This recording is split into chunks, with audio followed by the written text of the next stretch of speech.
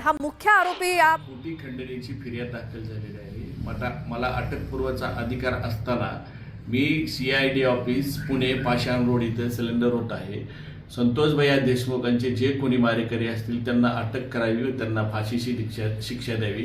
राजकीय दोषापोटी माझं नाव त्याच्याशी जोडलं जात आहे। पोलीस तपासात जे निष्कर्ष निघाले मी जर दोषी दिसलो तर न्यायदेवतांनी मला जे शिक्षा देईल ते मी भोगायला तयार आहे।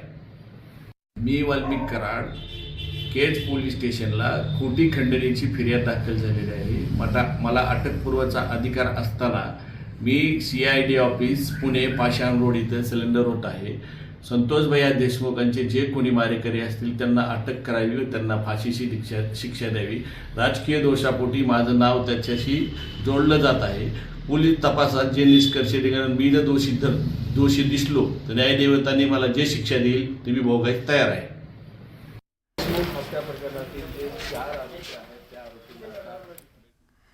तर वाल्मिक कराडचा हा व्हिडिओ न्यूज 18 लोकमतच्या हाती आणि त्यांनी स्वतः सांगितलंय की मी पाषाण रोड पुणे इथे जे काही CIDचं ऑफिस आहे तिथे शरण येत असल्याचं वाल्मिक कराडनं जाहीर केलंय आणि जर मी दोषी असेन तर मी शिक्षा भोगण्यास तयार आहे असं वाल्मिक कराड यांनी जाहीर केलंय।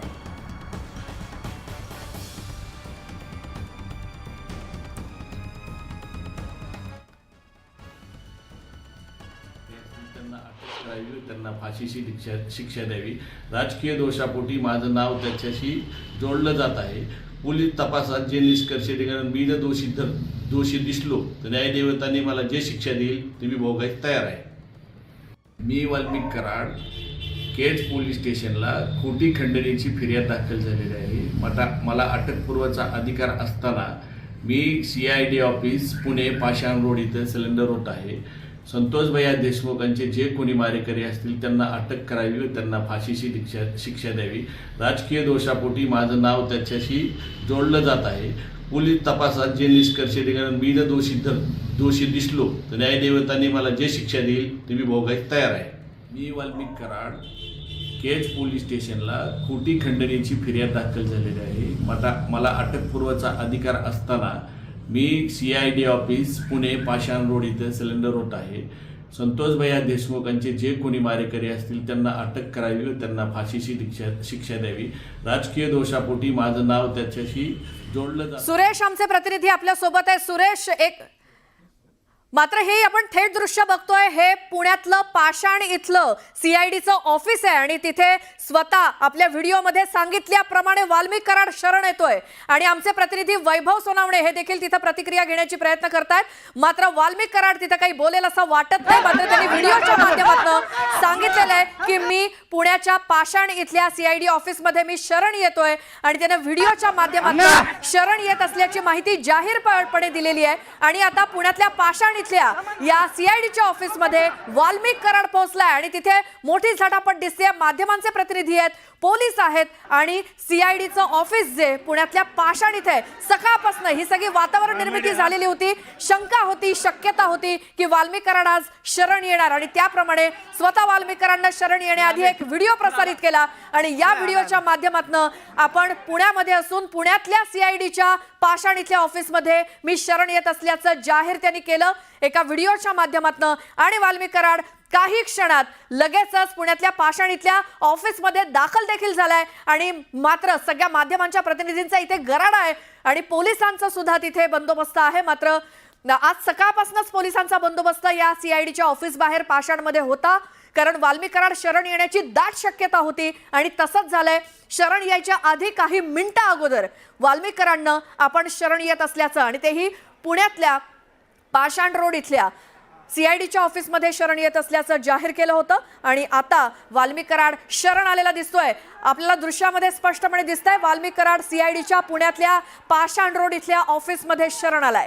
मात्र या व्हिडिओमध्ये जसं त्यांनी सांगितलं की जर मी या सगळ्यामध्ये संतोष देशमुख हत्या प्रकरणामध्ये जर मी दोषी आढळलो तर मला देखील शिक्षा किंवा मी शिक्षा भोगायला तयार आहे। मात्र संतोष देशमुख हत्या प्रकरणातल्या आरोपींना फाशीची शिक्षा व्हावी अशी मागणी सुद्धा वाल्मिक कराडनं या व्हिडिओच्या माध्यमातून केली आहे। ही एक्सक्लुझिव्ह दृश्य आपण बघतोय। वाल्मिक कराड इतक्या दिवसापासून सीआयडी ज्या वाल्मिक कराडच्या शोधात होती त्या वाल्मिक कराडनं स्वतः आत्मसमर्पण केलंय, सरेंडर मी होत असल्याचं जाहीर केलं। आणि आता काही मिनिटापूर्वीचा व्हिडिओ आपण वाल्मिक कराडचा बघितला की मी पुण्यामध्ये सीआयडीच्या ऑफिसमध्ये शरण येतोय असं सांगतानाच काही मिनिटांमध्ये वाल्मिक कराड गाडीतनं सीआयडीच्या ऑफिस समोर दाखल झाला। आणि अर्थातच माध्यमांचे प्रतिनिधी आज सकाळपासून वाट बघत होतेच, कारण जशी शक्यता होती, अगदी दाट शक्यता होती की वाल्मिक कराड आजच सरेंडर होणार आणि तशा हालचाली सुद्धा सीआयडीच्या ऑफिस बाहेर होत्या, कारण वरिष्ठ दर्जाचे सगळे ऑफिसर्स हे आज सीआयडीच्या ऑफिसमध्ये दाखल झालेले होते। आणि ज्या वेळेला वाल्मिक कराड गाडीतनं उतरला त्यावेळी माध्यमांचे प्रतिनिधी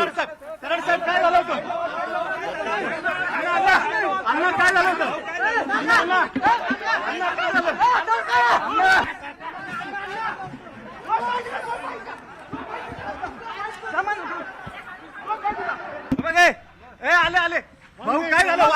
वाल्मिक भाऊ काय झालं? भाऊ काय झालं होतं? भाऊ तुम्ही काय झालं? काय होतं? कराड साहेब काय झालं होतं? अण्णा काय झालं होतं? अण्णा काय झालं?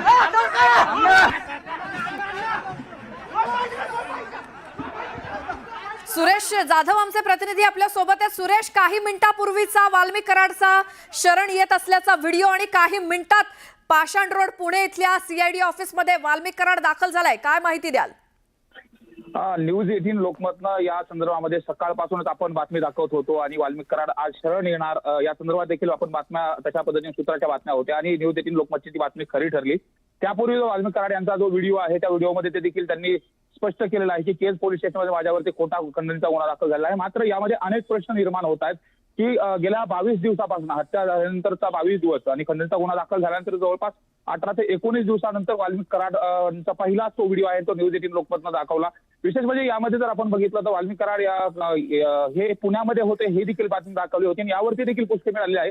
त्यामुळे साहजिकच आता वाल्मिक कराड हे पोलिसांकडे सीआयडीकडे आलेले आहेत, पाषाण रोडच्या कार्यालयामध्ये देखील आलेले आहेत। त्यामुळे आता जी चौकशी आहे सीआयडी त्या पद्धतीने चौकशी करेल। मात्र आपण या अगोदरच्या बातम्या न्यूज 18 लोकमत दाखवल्या होत्या की आता चारही बाजूने जो वाल्मिक कराड यांचा पाहत आहे तो आवळलेला होता, सर्व बाजूनी चौकशी केली होती, आर्थिक हितसंबंध, कौटुंबिक हितसंबंध, मित्र परिवार त्या सर्वांची चौकशी केली होती। तेव्हा 150 पेक्षा जास्त लोकांची चौकशी झाली होती ना, त्यानंतर वाल्मिक कराड यांची जी परिस्थिती आहे ती शरण यावी अशाच पद्धतीची सीआयडीने केली होती आणि आज वाल्मिक कराड सुरेश, थोडंसं थांबवते, आपले प्रतिनिधी वैभव सोनावणे आहेत सीआयडीच्या पुण्यातल्या पाषाण रोड इथल्या ऑफिसमध्ये।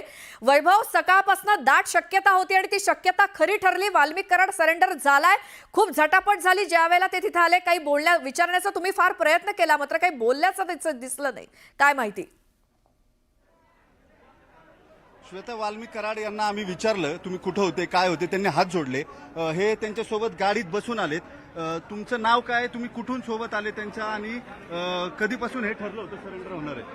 माझं नाव शरद मुंडे, हां मी नगरसेवक आहे हां आणि ज्या वाल्मिक अण्णा कराडांवर हे आरोप केले जातात हां ते तोतान खोटे आहेत। हां नाही पण तुम्ही रात्री कुठं होते? त्यांच्या बरोबर आले तुम्ही? बीडची गाडी आहे, तुम्ही पण बरोबर होते का गाडीत? हां, तुम्ही कुठून आले बरोबर? आम्ही आता देवावरून आलो. कुठल्या देवाला गेले होते? ह्याला आपल्या ते कोणतं श्री स्वामी समर्थ कोणतं? अक्कलकोटला? अक्कलकोट. रात्री तुम्ही अक्कलकोटवरून आले हो, का? अक्कलकोट. मग 8 दिवस कुठे होते? 8 दिवस कुठं ते होते मला माहिती. मग तुम्हाला कधी भेटले? मंदिरात भेटले मला. हां, कुठल्या मंदिरात? अक्कलकोट. अक्कलकोटच्या मंदिरात. तुम्ही कधीपासून मुंडे साहेब बरोबर आहे त्यांच्या? नगरसेवक आहे तुम्ही? परवा दिवसापासून. परवापासून? हो. परवा कुठं होते ते? परवा इथंच होते. कुठे? इथंच होते ना पुण्यात. परवा पुण्यात होते? हो. आणि मग ते अहो, गुन्ह्याबद्दल बोला ना, गुन्ह्याबद्दल बोला ना. गुन्हा तोच खंडणीचा शोधतायत पोलीस, त्यांना काय हजर का नाही झाले? काय स्वतः ते खरं तथ्य बघा ना, काय तथ्य बघा ना हो, गुन्ह्याचं पण मग तथ्य त्याचा बघा. तपास करायला त्यांनी हजर नको का व्हायला? हो, हजरच झालेत ना. आपण मग 10 दिवस का नाही झाले तेच विचारतो आम्ही. स्वतःहूनच हजर झालेत ना. बरोबर आहे, पण ते 10 दिवस का नाही आले तेच तर विचारतात. सगळे लोक आरडाओरडा करतात ना, खोटं- यांना एवढं कळत आहे साहेब- खरं आहे खोटं आहे, म्हणजे साहेब- हजर का नाही आले? साहेब, कोर्टा गुन्ह्यामध्ये कुणी पण भेटतो, बर हे भेटणारच ना. हा? खोट्या गुन्ह्यामध्ये कोणी पण भेटतो ना. कसं काय घाबरणार तुम्ही? बरं 2-3 दिवस कुठं फिरलं? थांबा की 2 मिनिटं बोलू. कुठं होते 2-3 दिवस? 2 दिवस कुठं होते तुम्ही? 2 दिवस 2-3 दिवस कुठं होते तुम्ही? कुठं होते म्हणजे अहो म्हणजे बरोबर कुठं फिरत होते? पुण्यातच होते. आणि काय करत होते? बरोबर नव्हते. हे वाल्मिक कराड यांच्या गाडीमध्ये ते आले. 3 दिवसापासून वाल्मिक कराड यांच्या सोबत ते राहत होते आणि त्यांचं म्हणणं आहे काल रात्री अक्कलकोटला दर्शन घेऊन वाल्मिक कराड आले. आता त्यात तथ्य किती आहे हे माहिती नाही. मात्र प्रत्यक्षात काही कार्यकर्ते जे आहेत हे कार्यकर्ते इथं आले आणि ते वाल्मिक कराडांच्या गाडीत होते. आपण सगळ्यात पहिल्यांदा वाल्मिक कराडांची गाडी जेव्हा आतमध्ये आली तेव्हा आपण लाईव्ह केलं श्वेता आणि त्यांना हे सगळे प्रश्न विचारलेले होते. 2 दिवस तुम्ही कुठे होतात किंवा काय, त्यांनी थेट हात जोडले वाल्मिक कराडांनी आणि ते या सगळ्या प्रकारामध्ये काहीही बोल. हो, आम्ही बघितला प्रश्न विचारण्याचे 100 प्रयत्न केले, मात्र तरी देखील एकाही प्रश्नाचं उत्तर वाल्मिक कराडनं दिलेलं नाही. आता मात्र पोलीस पुढची कारवाई करतीलच आणि त्यांच्या सोबतचे जे कोणी व्यक्ती आहेत ते मात्र उत्तर देताना कॉन्फिडंट दिसत नाहीयेत. गेले 8 दिवस वाल्मिक कराड कुठे होते याचं नीट उत्तर त्यांच्या सहकार्यांनी सुद्धा दिलेलं दिसत नाही. मात्र न्यूज 18 लोकमतनं आज सकाळपासून वाल्मिक कराड आज शरण येण्याची शक्यता जी वर्तवली होती ती शक्यता खरी ठरली आहे आणि आज सकाळपासून आमचे प्रतिनिधी हे सीआयडीच्या ऑफिसच्या बाहेरच होते. न्यूज 18 लोकमतच्या बातमीवरती अखेर शिक्कामोर्तब झालंय. कराड 24 तासात शरण येणार अशी माहिती दिली होती, अशी बातमी दिली होती आणि वाल्मिक कराड पुण्यामध्येच असल्याची बातमी सुद्धा न्यूज 18 लोकमतनं दिली होती आणि शेवटी पुण्यातच कराडनं आत्मसमर्पण केलं. वाल्मिक कराडनी पुण्यातच आत्मसमर्पण केलंय.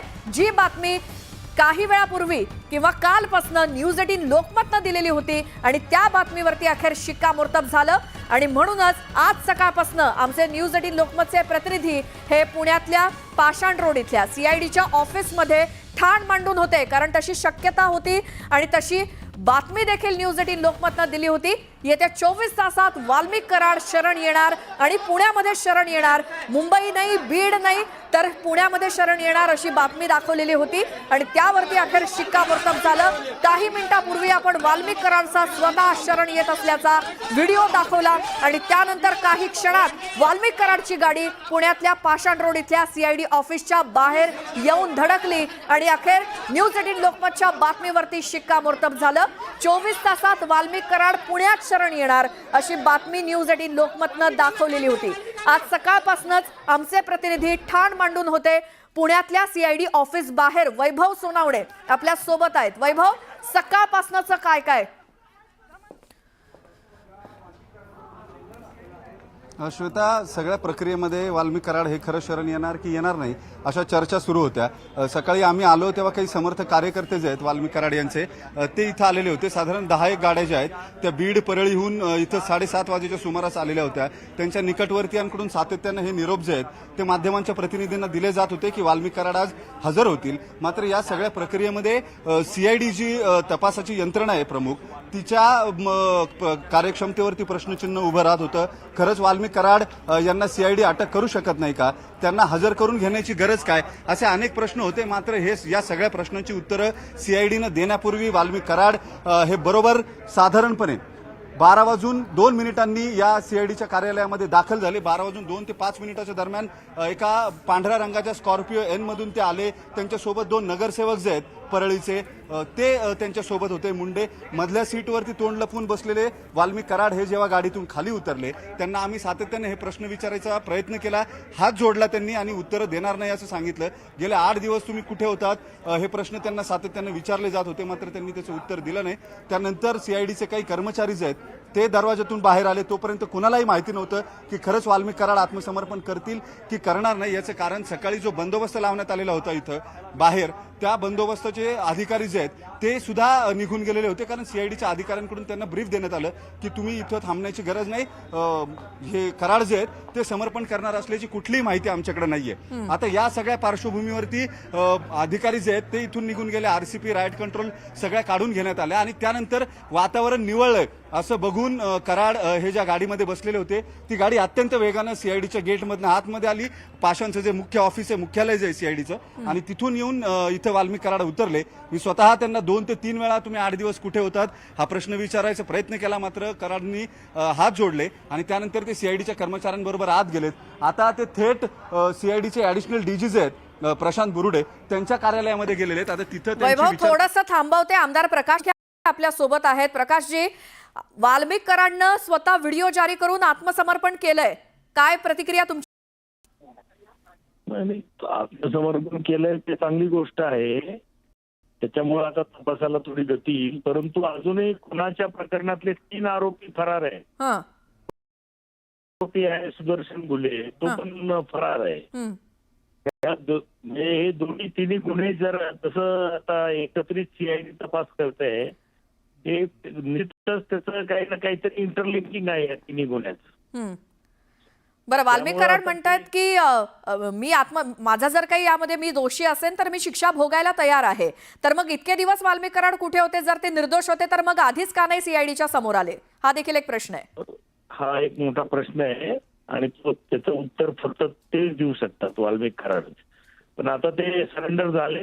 माझी सीआयडीला विनंती राहणार आहे की आता जे खुनातले 3 फरार आरोपी आहेत त्यांना लवकरात लवकर जेर बंद करून किंवा ज्या पद्धतीनं कराड सरेंडर झाले त्याच पद्धतीनं ते सरेंडर झाले तर हा तपास जलद गतीनं पूर्ण होईल.